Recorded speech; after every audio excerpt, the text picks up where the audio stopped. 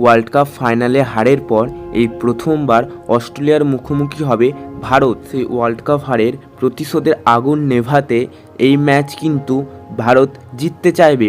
অন্যদিকে আফগানিস্তানের সঙ্গে হেরে টি-20 ওয়ার্ল্ড কাপের সেমিফাইনালের থেকে প্রায় ছিটকে যাওয়ার পথে বসেছে অস্ট্রেলিয়া। তো ভারতের সঙ্গে এই ম্যাচ অস্ট্রেলিয়াকে জিততেই হবে যদি তারা টি-20 ওয়ার্ল্ড কাপ 2024 সেমিফাইনাল খেলতে চায়। অন্যদিকে ভারত তো প্রায় কোয়ালিফাই করে গেছে এবং ভারত যদি এই ম্যাচ জিততে পারে নিশ্চিন্ত কোয়ালিফাই করে যাবে। ভারতের পক্ষে যেমন ইম্পর্টেন্ট, তবে অস্ট্রেলিয়ার পক্ষে সেটা সবথেকে গুরুত্বপূর্ণ। বস আমরা আগেও দেখেছি দুর্বল টিমের বিরুদ্ধে ভারতীয় টিম যা হোক করে জিতে গেছে, তবে শক্তিশালী কোনো টিমের পক্ষে এখনও কোনো ম্যাচ হয়নি। কিন্তু আমরা দেখেছি যে ভারতীয় টিম কিন্তু খুবই দুর্বল এই টি-20 ওয়ার্ল্ড কাপেতে। কখনো ব্যাটিং অর্ডারে দুর্বল তো হচ্ছেই, মাঝে মাঝে বোলিংয়েতে জাসপ্রীত বুমরাও দু একজন ছাড়া কেউই খেলতে পারছে না। তো এটা খুবই দুর্ভাগ্যজনক ঘটনা। বড় টিমের বিরুদ্ধে যেমন অস্ট্রেলিয়া টিমের বিরুদ্ধে কীভাবে তারা ম্যাচ জিতবে এবং ফাইনালে গিয়ে কীভাবে ম্যাচ জিতবে।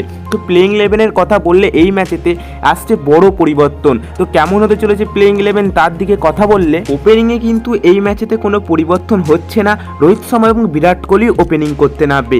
3 নম্বরেতে ঋষভ পান্তি খেলবে, 4 নম্বরেতে সূর্য কুমার যাদবই খেলবে, 5 নম্বরেতে সেই শিবম দুবেই খেলবে এবং 6 নম্বরেতে যে জাদেজা এবং 7 নম্বরে হার্দিক পান্ডে, এরভাবেই কিন্তু তারা কম্বিনেশন করে খেলা হবে। শিবম দুবের জায়গা নিয়ে প্রশ্ন উঠলেও তাকেই প্লেইং 11-এ খেলা হবে। বাংলাদেশের বিরুদ্ধে তিনি মোটামুটিভাবে খেলেছেন এবং বোলিং ডিপার্টমেন্টের কথা বললে কিন্তু স্পিন অতিরিক্ত খেলবে, যেটা আমরা দেখতে পাই। জাদেজা স্পিন তো খেলছে, তার সঙ্গে অক্ষর প্যাটেল এবং কুলদীপ যাদব খেলবে এবং বোলিংয়েতে আশদীপ সিং ও জাসপ্রীত বুমরা খেলবে, অর্থাৎ মোহাম্মদ সিরাজ এই ম্যাচে তো খেলবে না। তো তোমাদের মতে এই ম্যাচ কে জিততে চলেছে নিচে কমেন্ট করে লিখে জানিয়ে দিও। আমার মতে এই ম্যাচ অস্ট্রেলিয়া জিততে পারে। তো ভিডিওটি ভালো লাগলে অবশ্যই লাইক ও চ্যানেলটিকে সাবস্ক্রাইব করে দেবে। দেখা হচ্ছে পরবর্তী ভিডিওতে নতুন